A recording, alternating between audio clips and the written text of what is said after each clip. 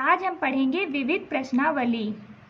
यह हमारी इस पुस्तक की विविध प्रश्नावली 2 है।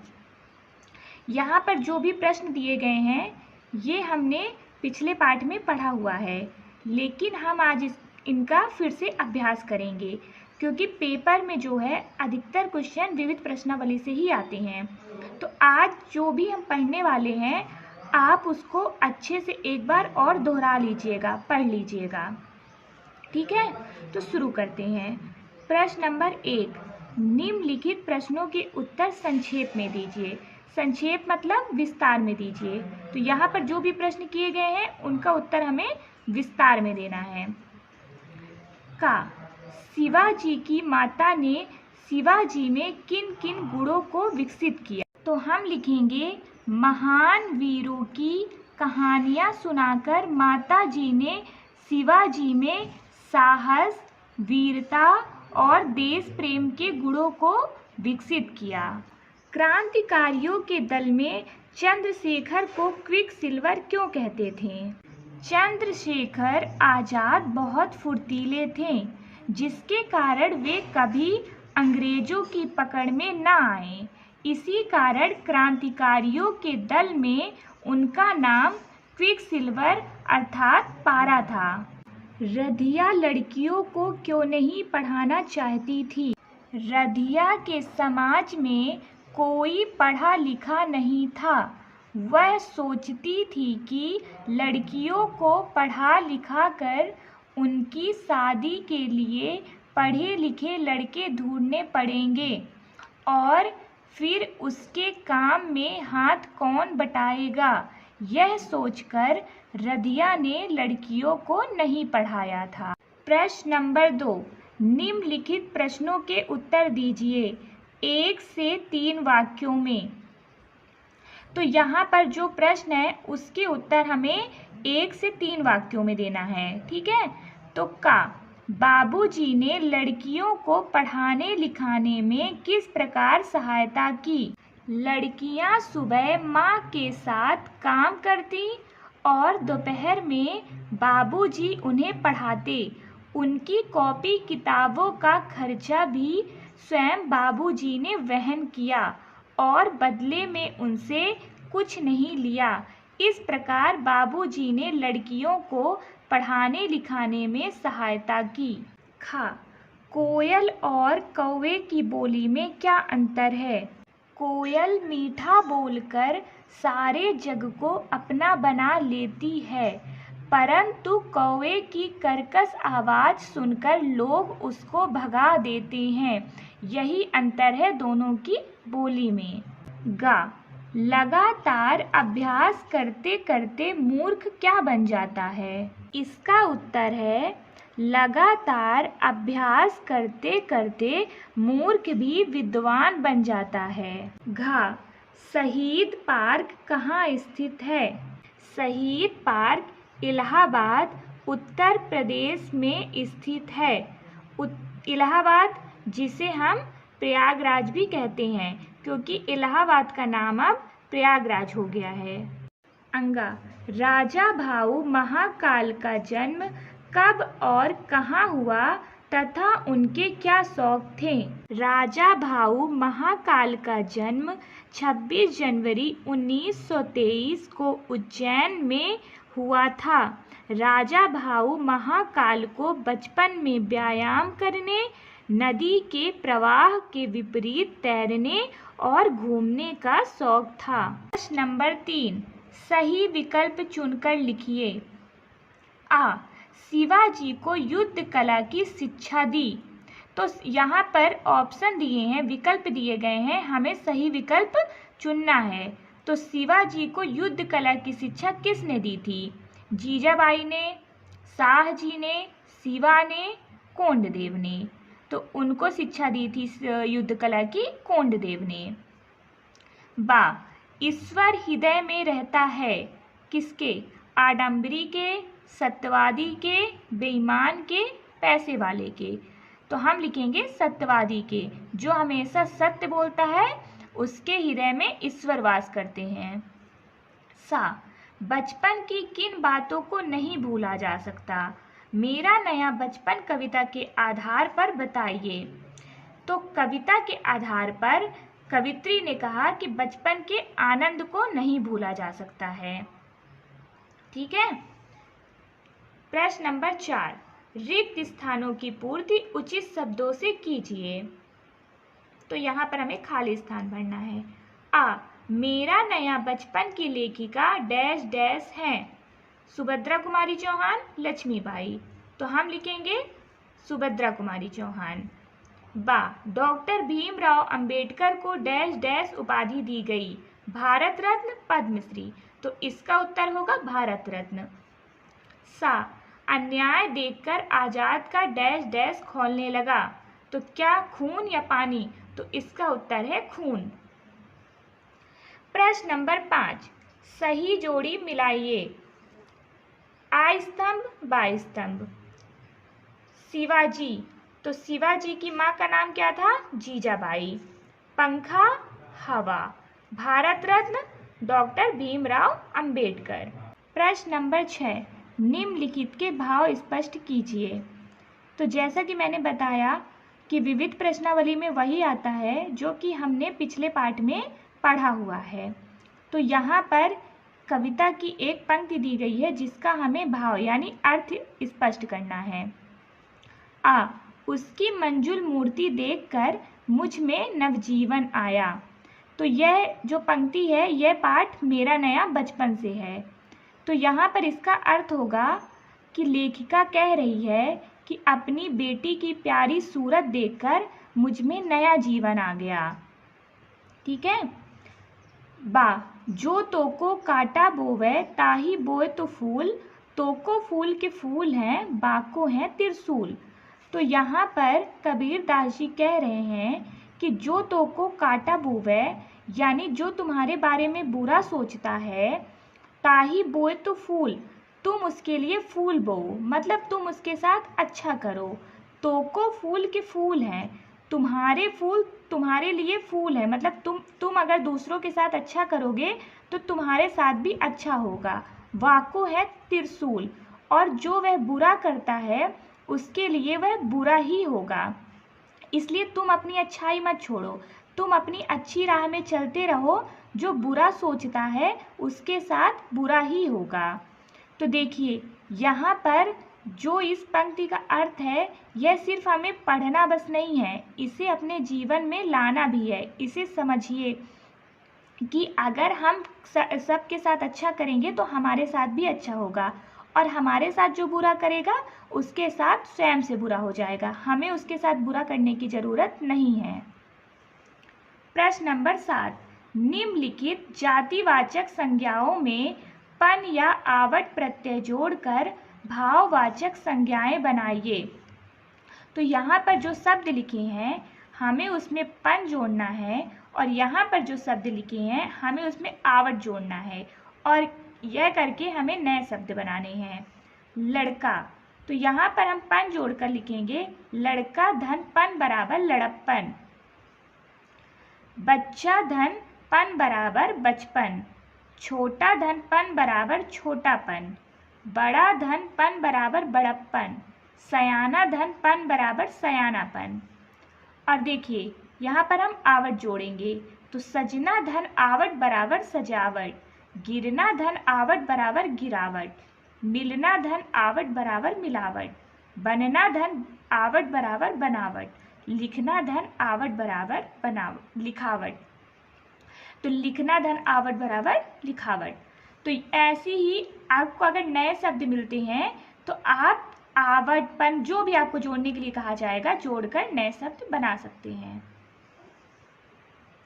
प्रश्न नंबर 8, निम्नलिखित वाक्यों में से सकर्मक एवं अकर्मक क्रियाएं छांटिए। तो सकर्मक और अकर्मक क्रियाएं में क्या अंतर है? सकर्मक क्रियाएं मतलब जिस क्रिया के होने का बोध हो, जो क्रिया की जाती है, क्रियाएं तो होती हैं लेकिन जिसका होने का बोध भी हो, एहसास मिले। और अकर्मक क्रिया जो कि क्रियाएं तो हैं लेकिन जिनके होने का कोई बोध ना निकले। जैसे दिनेश हंसता है, तो ये दिनेश हंस तो रहा है लेकिन उस क्रिया का कोई बोध नहीं निकल रहा है ना। कोई मतलब वो क्रिया की नहीं जा रही है, वो समाप्त नहीं होगी, वो पूरी नहीं होगी। तो दिनेश हंसता है, तो ये अकर्मक क्रिया हुई। मुझे डर लगता है, तो डर लगना कोई क्रिया की नहीं जाती है, ये खुद से होता है, तो डर लगता है, तो ये भी अकर्मक क्रिया हुई। वह स्कूल जाता है, मतलब वह स्कूल गया, तो ये जाना जो क्रिया है वो सकर्मक हुई। रीता गाती है, तो रीता गाती है, यह भी सकर्मक क्रिया है। आशीष आम खाता है, तो यहाँ आशीष आम खाने का कार्य कर रहा है, तो यह भी सकर्मक क्रिया हुई। जो क्रिया हम खुद से करते हैं, जो कि जिसके होने का बोध होता है, वह सकर्मक क्रिया होती है, और जिसके होने का बोध नहीं होता वह अकर्मक क्रिया होती है। प्रश्न नंबर 9, सही जोड़ी मिलाइए। पहला, जो पढ़ना लिखना ना जानता हो, तो हम क्या लिखेंगे? जो पढ़ना लिखना ना जानता हो उसे अनपढ़ कहते हैं।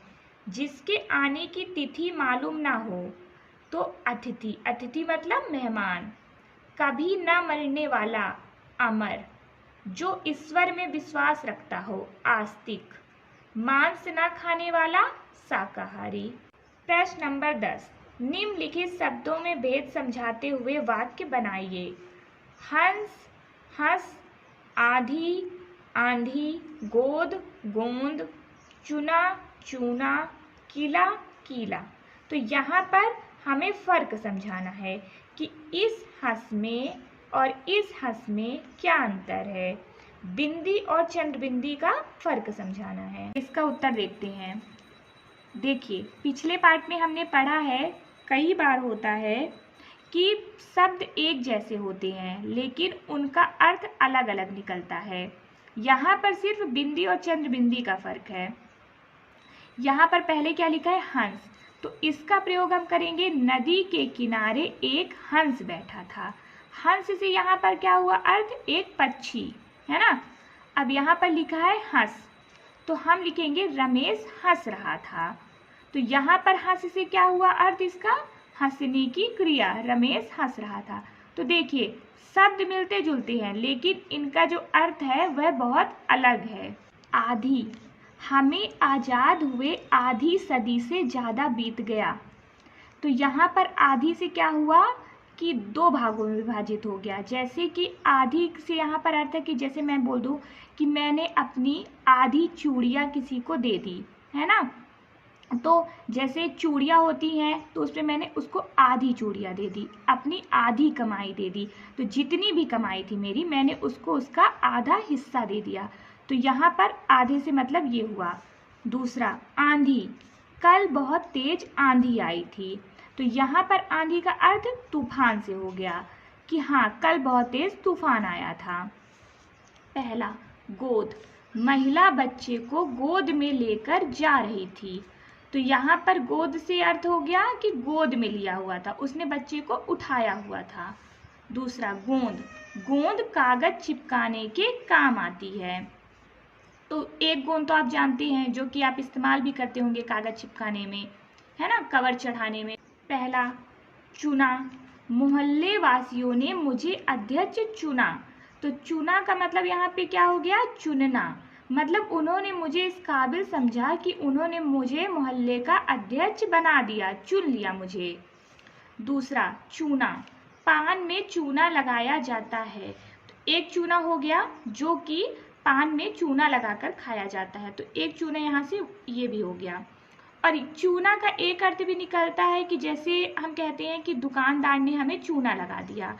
कभी कभी होता है कि वो हमें एक्सपायर सामान दे देता है, तो हम कहते हैं कि दुकानदार ने हमें ठग लिया। यहाँ पर चूना लगाने का मतलब होता है कि ठग लेना। तो एक ही शब्द के कई अर्थ निकलते हैं। पहला, किला, चित्तौड़गढ़ का किला प्रसिद्ध है। तो चित्तौड़गढ़ का किला, तो यहाँ पर किला से मतलब हो गया कि पत्थर की इमारत, पत्थर का किला, है ना। तो यहाँ पर किला से मतलब ये हो गया। अब दूसरा है कीला, दर्द होने पर दाढ़ को कीला गया। मतलब जैसे हमें कभी कभी चोट लगने पर जो हमें घाव हो जाता है उसमें कीला भर जाता है। सफ़ेद कलर का एक चीज़ होती है ना जो भी वहाँ पे भर जाती है, गंदगी सी भर जाती है, उसको कि दर्द होने पर दाढ़ को जो घाव था उसे कीला गया, मतलब चीरा गया। एक कीला ये भी हो गया। फिर यहाँ पर एक कीले का प्रयोग हम ये भी कर सकते हैं कि दीवार में कीला ठोका गया। तो ऐसे ही कई शब्द के जो कभी कभी शब्द एक जैसे होते हैं लेकिन जो कि उनका अर्थ होता है वो अलग अलग निकलता है। प्रश्न नंबर 11, ता तथा वाला प्रत्यय लगाकर शब्द बनाइए। तो प्रत्यय किसे कहते हैं? जो हम शब्द के आखिरी में लगाकर एक नया शब्द बनाते हैं। तो यहाँ पर हमें दो प्रत्यय मिले हैं, ता और वाला। तो ये ता प्रत्यय लगाकर हम नए शब्द बनाएंगे। ध्यान रखिए, प्रत्यय हमेशा शब्द के पीछे लगता है। तो यहाँ पर हम शब्द बनाएंगे। तो हमने खुद से बनाया लघुता, प्रभुता, सबलता, निर्बलता, संप्रभुता। क्योंकि हमने लघु में ता जोड़ा, लघुता हो गया। प्रभु में ता जोड़ा, प्रभुता हुआ। सबल में ता जोड़ा, सबलता हुआ, है ना। निर्बल में ता जोड़ दिया, निर्बलता हो गया। तो ऐसे ही करके हमें ता जोड़ के शब्द बनाने थे। अब वाला करके हम बनाएंगे। तो वाला भी प्रत्यय है हमारा, तो ये शब्द के पीछे लगेगा। हमने लिखा दूध वाला, खिलौने वाला, मिठाई वाला, चाट वाला, आइसक्रीम वाला। प्रश्न नंबर 12, नीचे दी गई वर्ग पहेली में निम्नलिखित शब्दों के दो दो पर्यायवाची शब्द ढूंढकर लिखिए। तो यहाँ पर शब्द लिखे हैं जो भी, राजा, नेत्र, पानी, कमल, वृक्ष, हवा, आग, सोना। तो इस कॉलम में यहाँ पर इनके दो दो पर्यायवाची लिखे हैं, तो हमें उन्हें छांटना है। तो चलिए छांटते हैं। तो हमने यहाँ पर छांट कर लिख दिया, राजा का नृप भूप, नेत्र का चक्षु नयन, पानी का नीर वारी, कमल का पंकज जलज, वृक्ष का पेड़ तरु, हवा का पवन अनिल, आग का अनल पावक, सोना का कनक सुवर्ण। तो ये मैंने कॉलम से छांटे हैं, तो आप भी ऐसे ही छांट कर अलग कर लीजिएगा। प्रश्न नंबर 13, दिए गए विकल्पों में से सही विकल्प चुनिए। का त्रिशूल का हिंदी मानक शब्द है।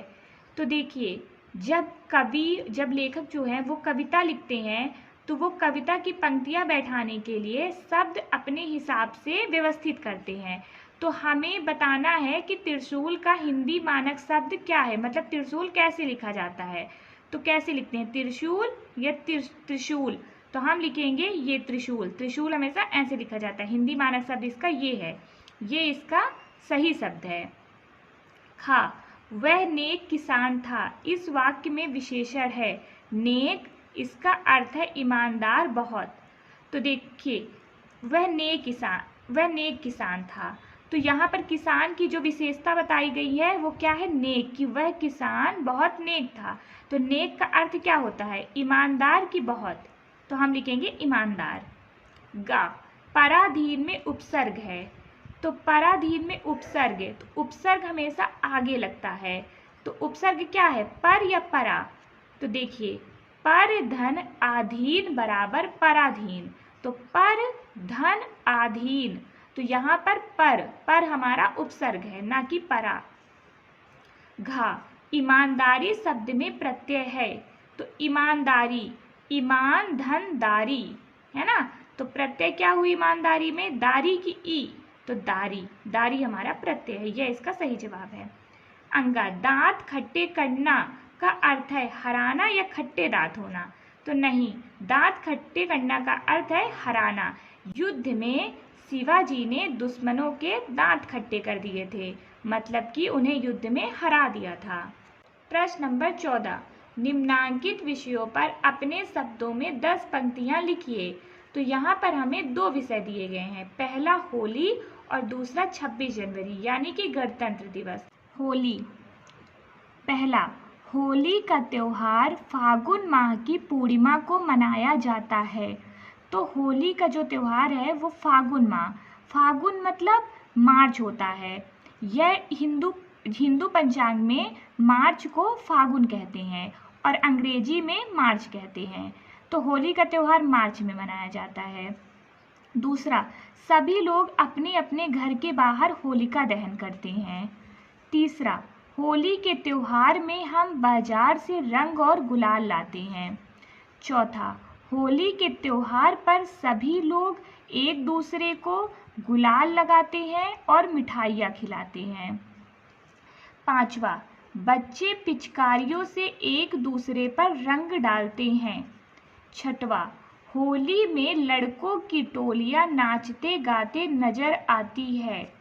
7वां, यह त्योहार मौसम परिवर्तन का सूचक है। तो मौसम परिवर्तन का सूचक मतलब देखिए, फरवरी तक ठंडी होती है और मार्च से गर्मी आने लगती है और मार्च में ही होली होती है। तो मौसम परिवर्तन हुआ ना, पहले ठंडी थी फिर गर्मी आ गई। तो यह त्योहार मौसम परिवर्तन का सूचक है कि अरे होली आ गई मतलब गर्मी आ गई। 8वां, होली में रंगों की जगह कीचड़ और गंदगी का प्रयोग नहीं करना चाहिए।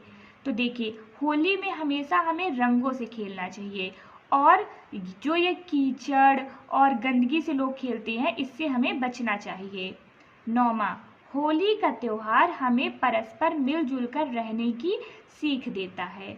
तो देखिए, क्या होता है, होली में हम रिश्तेदारों के घर जाते हैं, रिश्तेदार हमारे घर आते हैं, हम पड़ोसियों के साथ होली खेलते हैं, अपने दोस्तों के साथ होली खेलते हैं, रंग लगाते हैं, एक दूसरे को मिठाइयाँ खिलाते हैं, एक दूसरे से अपनी खुशी जाहिर करते हैं। तो होली का त्योहार हमें मिलजुल कर रहने की सीख देता है। 10, किसान खेतों में फसल पक जाने पर यह त्योहार मनाते हैं। तो जो सितंबर अक्टूबर में किसान फसल लगाते हैं वह मार्च तक पक जाती है। तो उनकी जब फसल पक जाती है तो उनके लिए यह खुशी का माहौल होता है, तब वह होली मनाते हैं। देखिए, यहाँ पर हमें होली में 10 वाक्य लिखने थे, तो हमने 10 वाक्य लिख लिए हैं। अगर आपको यही याद करना है, यही सरल लग रहा है, तो आप इसको ऐसे ही याद कर लीजिए। अथवा आप जब होली में निबंध लिखेंगे तो आप इसकी जगह कुछ और भी लिख सकते हैं, जो भी आपको सही लगे, जो आप होली के बारे में और भी जो कुछ जानते हो आप वो भी लिख सकते हैं। हमारा दूसरा विषय क्या है? 26 जनवरी गणतंत्र दिवस। तो हम लिखेंगे गणतंत्र दिवस हमारा राष्ट्रीय त्योहार है। तो देखिए, अभी हमने होली में निबंध पढ़ा ना, तो होली हमारा हिंदू त्योहार है, लेकिन गणतंत्र दिवस हमारे राष्ट्र का त्योहार है, यह हमारे देश का त्योहार है। दूसरा, 26 जनवरी 1950 के दिन हमारा संविधान लागू हुआ था। तो देखिए, 15 अगस्त 1947 के दिन हमारा देश आज़ाद हुआ था और वही 26 जनवरी 1950 के दिन हमारा संविधान लागू हुआ था। और हमारा संविधान किसने लिखा था, यह भी हमने पढ़ा है ना पिछले पार्ट में, डॉक्टर भीमराव अंबेडकर ने। तीसरा, हर साल हम गणतंत्र दिवस खूब धूमधाम से मनाते हैं। चौथा, दिल्ली में इस दिन भव्य परेड का आयोजन होता है।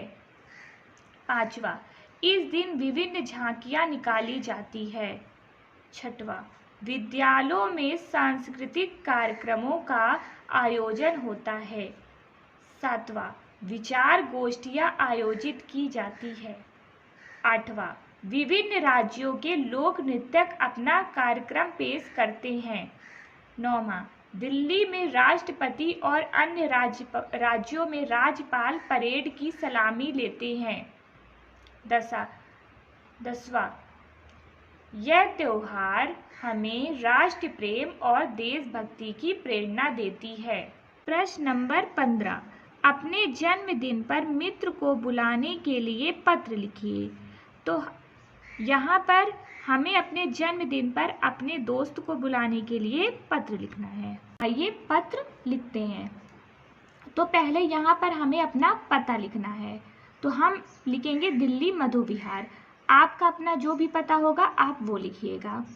और फिर हम लिखेंगे नीचे तारीख 15 अक्टूबर 2024। आप जिस दिन ये पत्र लिख रहे हैं उस दिन की तारीख डालिएगा। फिर हम पत्र शुरू करते हैं। प्रिय मित्र माधव, नमस्कार। मेरी पढ़ाई, तो देखिए, आप जब पत्र शुरू करिएगा ना, तो जो लाइन आप शुरू करिएगा वो एक बराबर होनी चाहिए। कोई भी लाइन आगे पीछे मत शुरू करिएगा। इस तरह से पत्र देखने में भी साफ और सुंदर लगता है। और ये पत्र लिखने का तरीका है, हमें पत्र इसी तरह से लिखना चाहिए। तो आप इस बात को विशेष ध्यान रखिएगा। तो हम पत्र शुरू करते हैं। प्रिय मित्र माधव, नमस्कार। मेरी पढ़ाई सुचारू रूप से चल रही है तथा आशा करता हूँ कि तुम भी मेहनत से पढ़ रहे होंगे। बंधु, जैसा कि विदित होगा कि 26 अक्टूबर को मेरा जन्म दिवस है, अतः इस अवसर पर मैं तुमको आमंत्रित कर रहा हूँ और चाहता हूँ कि प्रतिवर्ष की भांति इस वर्ष भी मेरे जन्मदिन पर हम दोनों मित्र साथ हों। अंत में पूज्य माँ एवं पिताजी को मेरा चरण स्पर्श, छोटे भाई बहनों को मधुर प्यार। तुम्हारा प्रिय मित्र ध्रुव तिवारी। तो देखिए, आप ये पत्र ऐसे भी लिख सकते हैं। अगर आपको इसके जगह कुछ शब्द बदलने हो तो आप वो भी बदल सकते हैं, लेकिन पहले आप पत्र लिखते समय अपने दोस्तों को ये बता दीजिएगा कि आप कैसे हैं, इसके बाद उससे आगे का पूछिएगा और फिर जो भी आपका मेन विषय है जिसके लिए पत्र लिखना है आप वो लिखिएगा। और पत्र लिखने का तरीका आपका यही होना चाहिए। यहाँ पर कुछ शब्द जो है वो प्रॉपर हिंदी के यूज़ किए गए हैं, जैसे सुचारू रूप से, मतलब मेरी पढ़ाई चालू है, और तुम्हें विदित होगा, तुम्हें याद होगा, तो आप इसकी जगह तुम्हें याद होगा भी कर सकते हैं। आप अपने हिसाब से हिंदी भाषा में पत्र लिख सकते हैं। और जो भी है यहाँ पर आपको अपना नाम लिखना है। तुम्हारा प्रिय मित्र, यहाँ पर आपका अपना नाम होगा। और बाकी जो पता होगा, जो आपके मित्र का पता होगा, कभी आपको पत्र भेजना है, वह हमेशा पत्र के ऊपर होता है। जहाँ पर वह पत्र जाना है, वहाँ जहाँ पर वह पत्र भेजा जाएगा, उसका जो भी पता होता है वह पत्र के ऊपर होता है। यहाँ पर आपका नाम होगा और यहाँ पर आपका पता होगा। प्रश्न नंबर 16, निम्नलिखित गद्यांश को पढ़कर नीचे लिखे प्रश्नों के उत्तर लिखिए। तो यहाँ पर जो गद्यांश है उसे हमें पढ़ना है, समझना है, फिर उसके प्रश्नों के जवाब भी देने हैं। तो हम पढ़ते हैं, अभ्यास के बिना जीवन में सफलता नहीं मिल सकती। तो बिना अभ्यास, बिना मेहनत के जीवन में कभी भी सफलता नहीं मिल सकती। पहली बार प्रत्येक कार्य कठिन लगता है। जब हम किसी काम को पहली बार करते हैं तो वह कठिन ही लगता है, क्योंकि तब हमें उस कार्य के बारे में कोई अनुभव नहीं होता है। यदि हम उस कार्य को कठिन समझकर बैठ जाएं तो उसे फिर कभी भी नहीं कर सकते। तो देखिए, अगर हम किसी काम को पहले ही कठिन समझ लेंगे कि नहीं, यह हमसे नहीं होने वाला, यह तो बहुत मुश्किल है, तो हम उस कार्य को कभी कर ही नहीं पाएंगे। निरंतर अभ्यास एक ऐसी कुंजी है जो मनुष्य के लिए सफलता के द्वार खोल देती है। तो रोज अभ्यास करना एक ऐसी चाबी है, एक ऐसा साधन है जो मनुष्य के लिए सफलता के द्वार खोल देती है। अभ्यास से विद्या अमृत बन जाती है। देखिए, हम जितना अभ्यास करेंगे, जितना हम समझेंगे, उतना ही विद्या हमारे लिए अमृत बनती जाती है। तो बिना अभ्यास के विद्या विष का रूप धारण कर लेती है। तो अगर हम विद्या सिर्फ पढ़ते हैं, उस अभ्यास नहीं करते, उसे समझने की कोशिश नहीं करते, तो वह विष का ही काम करती है हमारे लिए। तो इसका गद्यांश ये है कि देखिए, अभ्यास के बिना कभी भी हमें सफलता नहीं मिल सकती। जब हम कोई काम पहली बार करते हैं तो वह कठिन ही लगता है, लेकिन जब हम उस काम को लेकर बार बार अभ्यास करने लग जाएंगे तो वह काम दिन ब दिन हमारे लिए सरल होता जाएगा और एक दिन हम उस कार्य में सफल हो जाएंगे। अब देखिए, प्रश्न देख लेते हैं। पहला, कठिन कार्य सरल कब हो जाता है? तो उत्तर है, कठिन कार्य निरंतर अभ्यास करने से सरल हो जाता है।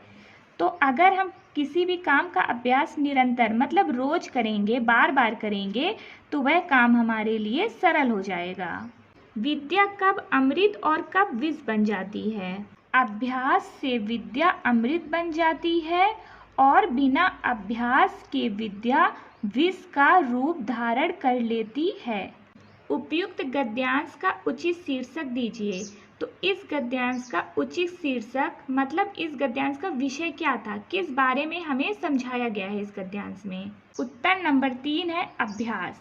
इस गद्यांश का उचित शीर्षक अभ्यास था।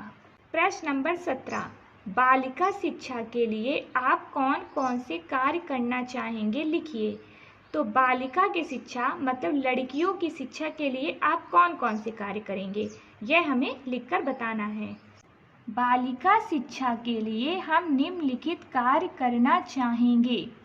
पहला, अपने परिवार और आस पड़ोस की लड़कियों को विद्यालय भेजेंगे। दूसरा, जो माता पिता अपनी लड़कियों को विद्यालय नहीं भेजते हैं उनसे लड़कियों को विद्यालय भेजने के लिए अनुरोध करेंगे। तीसरा, लोगों को यह बात समझाएंगे कि बालिका 2 घरों को संभालती है, अतः उसका पढ़ा लिखा होना जरूरी है। तो 2 घरों मतलब देखिए, जैसे एक लड़की होती है तो पहले वह अपने मम्मी पापा के घर में होती है जिसे उसका मायका कहा जाता है, फिर वह अपने पति के घर जाती है जिसे उसका ससुराल कहा जाता है। तो जो लड़कियां होती हैं उनके ऊपर 2 घरों की जिम्मेदारी होती है। अगर एक लड़की शिक्षित है तो वह 2 कुलों को संवारती है, वह 2 कुलों को शिक्षित बनाती है, इसलिए लड़कियों का पढ़ा लिखा होना बहुत जरूरी है। चौथा, बालिका शिक्षा को बढ़ावा देने वाली सरकारी नीतियों के बारे में लोगों को बताएंगे। प्रश्न नंबर 18, आपकी सद्भाव के लिए अपनी कक्षा में क्या व्यवहार करते हैं, बताइए। हम लिखेंगे, हम आपसी सद्भाव के लिए कक्षा में निम्नलिखित व्यवहार करते हैं। पहला, कक्षा में पहुंचने पर सभी एक दूसरे का अभिवादन करते हैं। दूसरा, कक्षा में पंक्तिबद्ध बैठने के लिए ऊंच नीच का भेदभाव नहीं रखते हैं। तीसरा, सभी छात्र भोजन एक साथ बैठकर करते हैं। चौथा, बाल सभा के दिन नैतिक एवं सभी धर्मों से संबंधित कार्य करते हैं। तो स्कूल की यही पहचान होती है जो कि हमें शिक्षा देता है, जो कि हमें सिखाता है कि हम सब बराबर हैं, कोई भी धर्म कोई भी जाति ऊपर नीचे नहीं होती है। तो यही बता रहा है कि आपसी सद्भाव मतलब एक दूसरे से जुड़े रहने के लिए आप क्या करते हैं, तो यहाँ पर हमें ये लिखना है। ठीक है, और यहाँ से हमारी विविध प्रश्नावली समाप्त होती है। अब हम कल पढ़ेंगे पाठ 16।